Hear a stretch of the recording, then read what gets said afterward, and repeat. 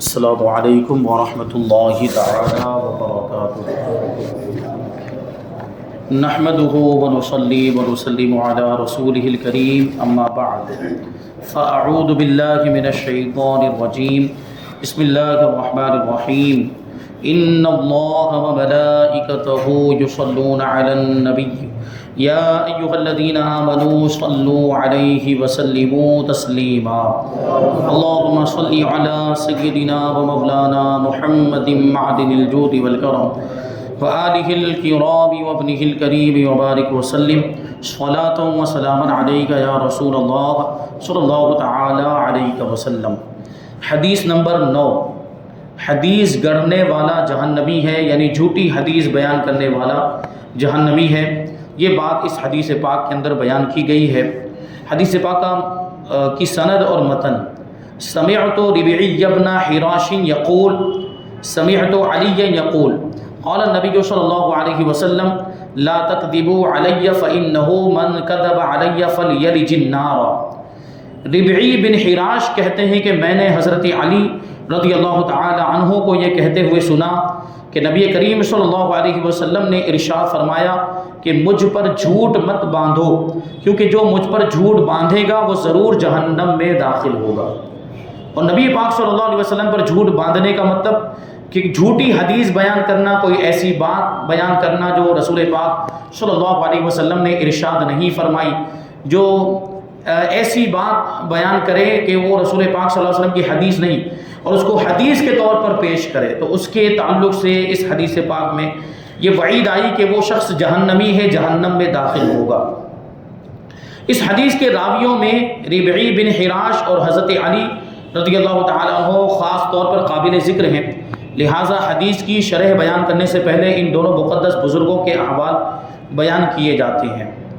حضرت ربعی بن حراش یہ کوفہ کے رہنے والے بہت ہی جلیل القدر تابعی محدث ہیں۔ حضرت عمر، حضرت علی اور حضرت عبداللہ ابن مسعود وغیرہ صحابہ کرام رضی اللہ عنہم کے شاگرد رشید ہیں، یعنی ایسے جلیل القدر صحابہ کرام سے آپ نے حدیثیں سنی ہیں، حدیثوں کا علم حاصل کیا ہے، اور بہت ہی متقی پرہیزگار، عبادت و ریاضت میں ممتاز، زندگی بھر کوئی جھوٹ آپ کی زبان پر نہیں آیا۔ اور آپ کی اور آپ کے بھائی ربیع بن حراش کی ایک مشہور کرامت یہ ہے کہ دونوں بھائیوں نے قسم کھا لی تھی کہ ہم اس وقت تک نہیں ہنسیں گے جب تک کہ ہمیں یہ معلوم نہ ہو جائے کہ ہم جنتی ہیں۔ چنانچہ تمام عمر یہ دونوں بھائی کبھی بھی نہیں ہنسے، مگر انتقال کے بعد غسل دینے والوں اور دوسرے حاضرین کا بیان ہے کہ جب تک ان دونوں کو غسل دیا جاتا رہا یہ دونوں برابر لگاتار مسکرا مسکرا کر ہنستے رہے۔ انہوں نے کیا قسم کھائی تھی کہ جب تک ہمیں پتہ نہیں چل جاتا، جب تک ہمیں معلوم نہیں ہو جاتا کہ ہم جنتی، وہاں تک ہم نہیں ہنسیں گے۔ اور انتقال کے بعد غسل دینے کے وقت مسکرا رہے ہیں کا کیا مطلب؟ اس وقت ان کو پتہ چل گیا تھا کہ وہ جنتی ہیں۔ ربعی بن حراش کی وفات 101 ہجری میں یا 104 ہجری میں ہوئی۔ اب حضرت علی کا تذکرہ، حضرت علی کو کون نہیں جانتا، مولا کائنات کی شخصیت محتاج تعارف نہیں ہے، لیکن پھر بھی کچھ باتیں بیان کرتے ہیں۔ کہتے ہیں حضرت امیر المؤمنین علی بن ابی طالب رضی اللہ تعالیٰ عنہ جلیل الشان صحابی اور حضور پاک صلی اللہ علیہ وسلم کے خلیفہ چہارم ہیں، یعنی چوتھے خلیفہ ہیں۔ بچوں میں سب سے پہلے آپ ایمان لائے، مدینہ ہجرت کی، جنگ تبوک کے سوا تمام غزوات میں، تمام جنگوں میں حضور اکرم صلی اللہ علیہ وسلم کے ساتھ شریک جہاد رہے، اور جنگ خیبر کے دن آپ ہی کے ہاتھ میں حضور پاک صلی اللہ علیہ وسلم نے جھنڈا عطا فرمایا اور آپ ہی نے خیبر کو فتح فرمایا، اسی لیے آپ کو فاتح خیبر کہا جاتا ہے۔ امیر المؤمنین حضرت عثمان غنی رضی اللہ تعالیٰ عنہ کی شہادت کے بعد آپ خلیفہ ہوئے، تقریباً 5 برس تک خلافت کے فرائض انجام دیتے رہے، اور 63 سال کی عمر پا کر کوفہ میں 19 رمضان المبارک یعنی 19 کو زخمی ہوئے ہیں اور 21 کو شہادت ہوئی ہے۔ 40 ہجری کو ابن ملجم خارجی کی زہر آلود تلوار سے آپ کی شہادت ہوئی۔ آپ نے 586 حدیثیں حضور پاک صلی اللہ علیہ وسلم سے روایت کی ہیں۔ آپ کے فضائل و مناقب بہت زیادہ ہیں اور دوسری کتابوں کے اندر اس کو ذکر کیا گیا ہے۔ اب حدیث پاک کی شرح کی طرف آتے ہیں، اس کی تشریح کی طرف آتے ہیں۔ اس حدیث کا مطلب یہ ہے کہ خود جھوٹ بولنا یا کسی دوسرے کی طرف جھوٹ کی نسبت کر دینا کہ اس نے وہ بات نہیں کہی مگر خواہ اس بات کو اس کے سر تھوپ دینا ہر جگہ ہر حال میں ہر شخص کے لیے ناجائز و حرام اور گناہ کبیرہ ہے۔ یعنی عام طور پر بھی کسی کی طرف بھی جھوٹی بات منسوب کر دینا، جو بات اس نے نہیں کہی اور یہ کہنا کہ اس نے یہ بات کہی ہے، یہ بہت بڑا گناہ ہے۔ اب سوچیں کہ عام انسانوں کے ساتھ اگر ایسا کیا جائے تو یہ گناہ کبیرہ ہے۔ نبی پاک صلی اللہ علیہ وسلم کے تعلق سے اگر کوئی ایسے جرم کا ارتکاب کرے، یعنی وہ بات جو حضور نے نہیں فرمائی اس کو حضور کی بات کہہ کر بیان کرے، جو حدیث نہیں ہے اس کو حدیث کہہ کر بیان کرے، تو یہ کتنا بڑا گناہ ہوگا۔ اسی کو کہتے ہیں کہ حضور پاک صلی اللہ علیہ وسلم کی طرف کسی جھوٹی بات کی نسبت کرنا، یا حضور صلی اللہ علیہ وسلم نے جس بات کو نہیں فرمایا اس بات کے بارے میں جھوٹ موٹ یہ کہہ دینا کہ یہ حضور نے فرمایا ہے، یہ تمام بڑے بڑے کبیرہ گناہوں میں بھی سب سے بڑا گناہ کبیرہ ہے۔ اور بلا شبہ اس گناہ کا مرتکب، یہ ایسا گناہ کرنے والا، یعنی جھوٹی حدیث بیان کرنے والا، حدیث گڑھنے والا، قہر قہار اور غضب جبار کا سزاوار ہے، اللہ تبارک و تعالیٰ کے غضب کا سزاوار ہے، جہنمی ہے اور عذاب جہنم کا حقدار ہے۔ اور اس کی وجہ یہ ہے کہ حضور پاک صلی اللہ علیہ وسلم کی طرف جس بات کی نسبت ہو جائے گی وہ شریعت اور خدا کے دین کا جز اور حصہ بن جائے، کیونکہ حضور کی حدیثیں، حضور کے ارشادات یہ دین کا حصہ ہیں،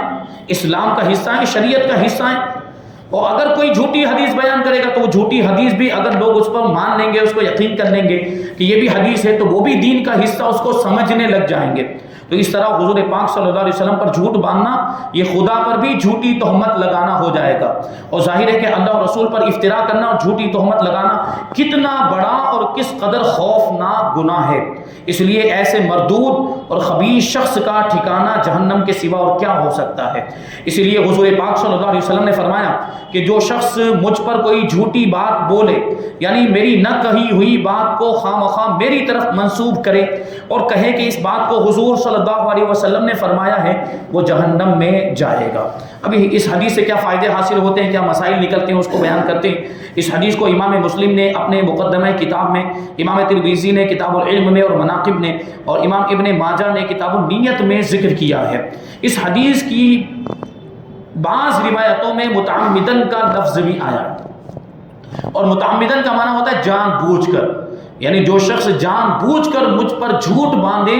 وہ جہنم میں اپنا ٹھکانہ تلاش کرے، وہ جہنم میں جائے گا۔ یعنی کوئی جان بوجھ کر جھوٹی حدیث بیان کرے، جانتے ہوئے بھی کہ یہ حضور کی حدیث نہیں، پھر بھی اس کو حضور کی حدیث کے طور پر لوگوں کے سامنے پیش کرے اور کہے کہ یہ حضور کی حدیث ہے، حضور نے ایسا فرمایا ہے، تو وہ جہنمی، یعنی جان بوجھ کر ایسا کرنے والا، قصدن جو حضور پر جھوٹ بولے گا وہ جہنمی ہے۔ تو اس سے معلوم ہوا کہ اگر بھول چوک میں یعنی غلطی سے کسی نے ایسا کیا تو وہ اس وعید کا مستحق نہیں ہوگا۔ مطلب کسی سے غلطی میں ایسا ہو گیا، اس نے سمجھ لیا کہ یہ حضور کی حدیث ہے، جبکہ حقیقت میں وہ حضور کی حدیث نہیں تھی، علم کی کمی کی وجہ سے اور غلطی سے اس نے ایسی بات جو حضور کی حدیث کہہ کر بیان کر دیا، تو چونکہ غلطی سے ہوا ہے، خطا سے ایسا ہوا ہے، اس لیے وہ اس وعید کا حقدار نہیں، اس عذاب کا سزاوار نہیں ہے۔ حضور نبی کریم صلی اللہ علیہ وسلم پر جھوٹ باندھنے کا گناہ کسی دوسرے آدمی پر جھوٹ باندھنے سے بدرجہ بڑھ کر بڑا گناہ ہے۔ اسی لیے حضرت صحابہ کرام اس گناہ سے اس قدر ڈرتے تھے کہ جب تک ان کو کسی حدیث کے بارے میں بالکل قطعی اور یقینی علم نہیں ہو جاتا تھا، ہرگز اس حدیث کو کبھی بھی اپنی زبان پر نہیں لاتے تھے۔ یعنی حدیث اسی وقت بیان کرتے تھے صحابہ کرام بھی جب صحابہ کرام کو یقین ہو جاتا کہ یہ حضور کی حدیث ہے، حضور ہی نے ایسا فرمایا۔ اب دیکھیں وہ صحابہ کرام جنہوں نے براہ راست حضور پاک صلی اللہ علیہ وسلم سے حدیثیں سنی، یعنی حضور پاک صلی اللہ علیہ وسلم ارشاد فرما رہے ہیں، صحابہ خود موجود ہیں، خود اپنے کانوں سے سن رہے ہیں، اور خود حضور پاک صلی اللہ علیہ وسلم کو دیکھ رہے ہیں، ان کو تو ظاہر سی بات ہے یقین حاصل ہے، تو وہ تو پھر بیان کریں گے۔ لیکن بعض صحابہ کرام بعض دوسرے صحابہ کرام سے حدیثیں سن کر بیان کیا کرتے تھے، تو وہ صحابہ کرام بہت زیادہ احتیاط سے کام لیتے تھے، جب تک ان کو یقین نہیں ہو جاتا تھا کہ یہ حضور کی حدیث، تب تک وہ حدیث بیان نہیں کرتے تھے۔ چنانچہ بخاری شریف میں اسی حدیث کے نیچے ایک دوسری حدیث میں ہے کہ حضرت عبداللہ ابن زبیر رضی اللہ تعالی عنہما نے اپنے والد ماجد حضرت زبیر ابن عوام رضی اللہ تعالی عنہ سے عرض کیا کہ ابا جان، میں آپ کو اس طرح کثرت سے حدیثیں سناتے ہوئے نہیں دیکھتا جس طرح فلاں صحابہ حدیثیں سنایا کرتے ہیں۔ یعنی دوسرے صحابہ کرام تو بہت سی حدیثیں بیان کرتے ہیں، لیکن آپ کا معاملہ یہ ہے کہ آپ بہت کم حدیثیں بیان کرتے ہیں، میں آپ کو بہت کم دیکھتا ہوں، آپ سے میں نے بہت کم حدیثیں سنی ہیں، ایسا کیوں ہے؟ تو حضرت زبیر ابن عوام رضی اللہ تعالی عنہ نے فرمایا کہ میں کبھی کسی موقع پر بھی حضور پاک صلی اللہ علیہ وسلم سے جدا تو نہیں ہوا، مگر میں نے حضور پاک صلی اللہ علیہ وسلم کو یہ فرماتے ہوئے سنا ہے کہ جو مجھ پر جھوٹ بولے وہ اپنا ٹھکانہ جہنم میں بنا لے۔ حضرت زبیر ابن عوام رضی اللہ تعالیٰ عنہ کا یہ مطلب ہرگز نہیں تھا کہ جو دوسرے صحابہ کرام کثرت کے ساتھ حدیثیں بیان کر رہے ہیں معاذ اللہ وہ جھوٹی حدیثیں بیان کر رہے ہیں، ان کے کہنے کا مطلب یہ نہیں تھا، بلکہ وہ اپنی احتیاط بتا رہے ہیں کہ میں یہ احتیاط کرتا ہوں، احتیاطاً میں زیادہ حدیثیں نہیں بیان کرتا جب تک کسی حدیث کے بارے میں مجھے یقین نہیں ہو جاتا کہ یہ حضور کی حدیث ہے، یہ حضور کا ارشاد ہے، یہ حضور کا فرمان، تب تک میں اس کو لوگوں کے سامنے بیان نہیں کرتا۔ تو وہی کہہ رہے ہیں کہ حضرت زبیر بن عوام رضی اللہ تعالیٰ عنہ کے کہنے کا مطلب یہ تھا کہ میں اس وعید کے خوف سے، اس عذاب کے خوف سے حدیثوں کو بیان کرنے میں بہت زیادہ احتیاط کرتا ہوں، اور صرف انہی حدیثوں کو سناتا ہوں جو مجھے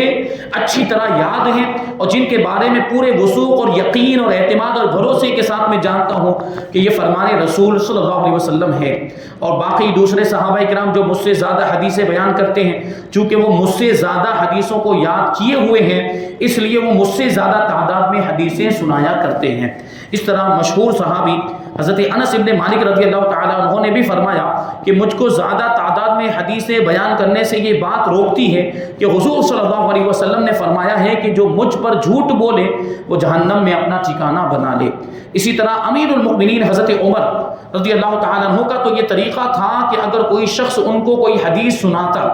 اور وہ حدیث ان کے علم میں نہ ہوتی تو آپ اس شخص سے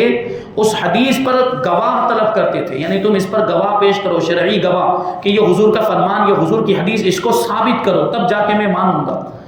اور حکم دیتے تھے کہ تم گواہوں سے ثابت کرو کہ یہ رسول پاک صلی اللہ علیہ وسلم کی حدیث ہے۔ اسی طرح بعض صحابہ کرام حدیث سنانے والوں سے قسم کھانے کا مطالبہ کرتے تھے، یعنی قسم کھا کر کہو کہ یہ اللہ کے رسول کا فرمان ہے، اور کہتے تھے، فرماتے تھے کہ قسم کھا کر کہو کہ یہ اللہ کے رسول صلی اللہ علیہ وسلم کی حدیث ہے۔ یہ سب کچھ اسی احتیاط کے لیے تھا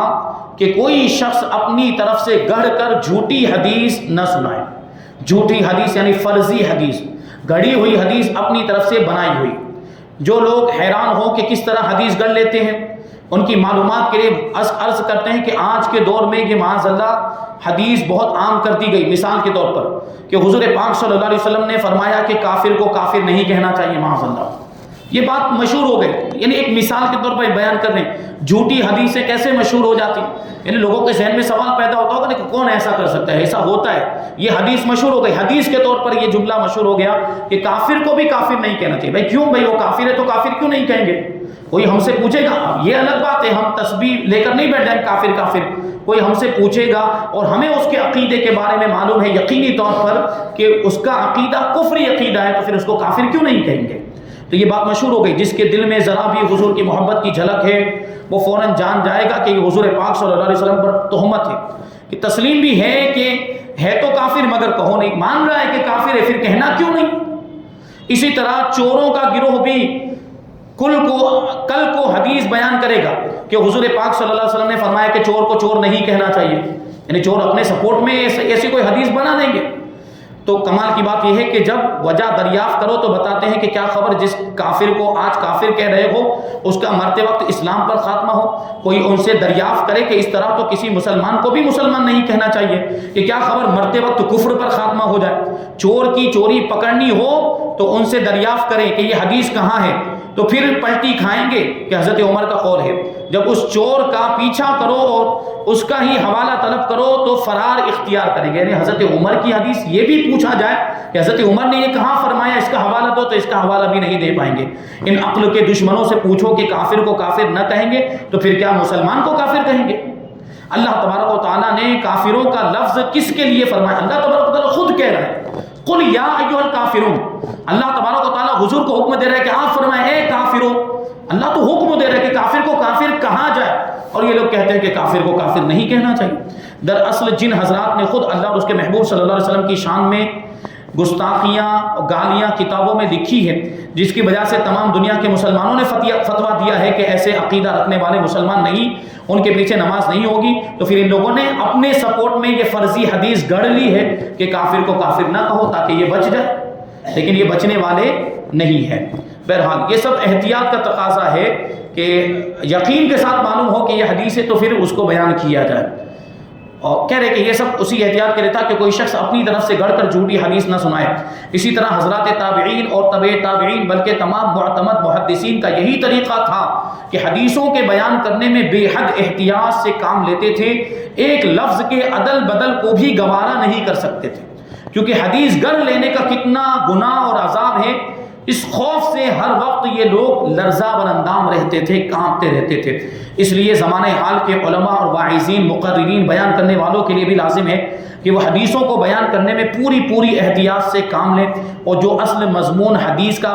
موجود ہے، اصل مضمون حدیث ہے، اسی کو واضحوں میں بیان کریں، اور ہرگز اپنی طرف سے حدیث میں کسی لفظ کی کمی بیشی نہ کریں۔ ہاں البتہ حدیث پیش کرنے کے بعد اسی کی توضیح اور تشریح کرنا، اس کی وضاحت کرنا، الفاظ حدیث سے استدلال کرتے ہوئے، دلیل لیتے ہوئے مسئلہ بیان کرنا، یا معرفت کی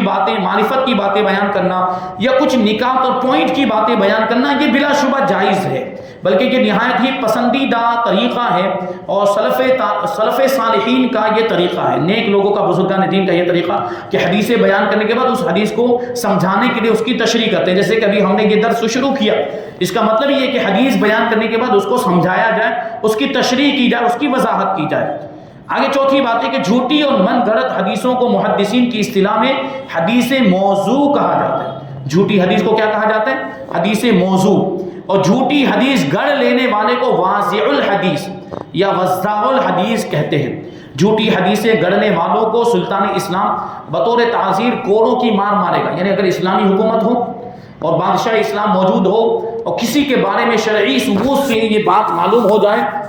کہ یہ جھوٹی حدیثیں گڑھتا ہے، جھوٹی حدیثیں بیان کرتا ہے، تو بادشاہ اسلام اس کو کوڑے مارے گا اس جرم کی سزا میں، یا اس کو قید کر دیا جائے گا، یا اس کو قتل کی سزا دی جائے گی۔ یہاں پر یہ حدیث پاک کی تفسیر مکمل ہو گئی، اس کی تشریح مکمل ہو گئی۔ آگے جو حدیث پاک ہے وہ عذاب قبر کے بارے میں ہے، یعنی عذاب قبر کن کن چیزوں کی وجہ سے ہوتا ہے، اور بڑی سے بڑی چیز میں کیا ہو سکتا ہے، اور چھوٹی سے چھوٹی چیز میں کیا ہو سکتا ہے۔ میں آپ کو اس کی طرف اشارہ کر دیتا ہوں کہ پیشاب کے چھینٹوں سے نہ بچنے والا،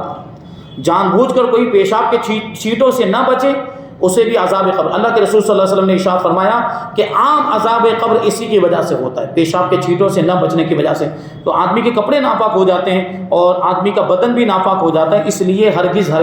کھڑے کہیں پر بھی پیشاب نہیں کرنا چاہیے۔ کھڑے پیشاب کریں گے تو اس سے چھینٹے اڑیں گے، تو کپڑا بھی ناپاک ہوگا اور بدن بھی ناپاک ہوگا، اور اس سے پھر آپ نماز بھی نہیں پڑھ پائیں گے۔ آپ کو نماز پڑھنی، آپ مسلمان، آپ پر نماز فرض ہے، تو آپ کو پاک و صاف رہنا بھی ضروری ہے، تو اس بات میں بہت زیادہ احتیاط کرنے کی ضرورت ہے۔ تو وہ آگے والی حدیث پاک کے اندر بیان کیا گیا ہے، انشاءاللہ تبارک و تعالیٰ اس کی تشریح ہم آئندہ درس میں شامل کریں گے۔ اللہ تبارک و تعالیٰ کی بارگاہ میں دعا ہے کہ جو کچھ بھی بیان ہوا اس پر ہم سب کو عمل کرنے کی توفیق عطا فرمائے، حضور پاک صلی اللہ علیہ وسلم کے ارشادات، آپ کی حدیثوں پر اور آپ کی سنتوں پر ہم کو عمل کرنے کی توفیق عطا فرمائے، ایمان کی سلامتی عطا فرمائے، اور ایمان پر ہی ہم سب کا خاتمہ فرمائے۔ وما علینا الا البلاغ۔